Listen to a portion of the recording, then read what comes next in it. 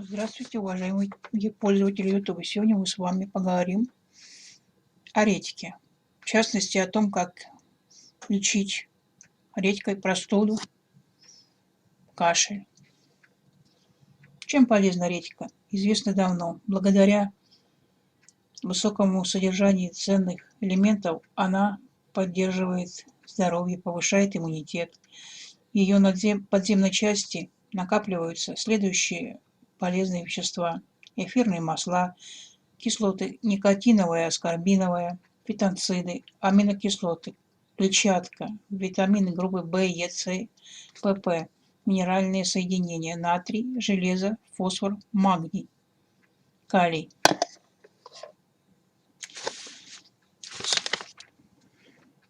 Этот старинный рецепт помогал нашим предкам вылечить не только кашель, но и бронхит. Натрите на терке очищенную редьку, отожмите сок и добавьте к нему такое же количество молока.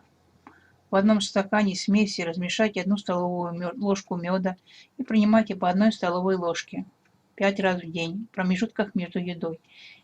Есть еще один способ избавиться от кашля.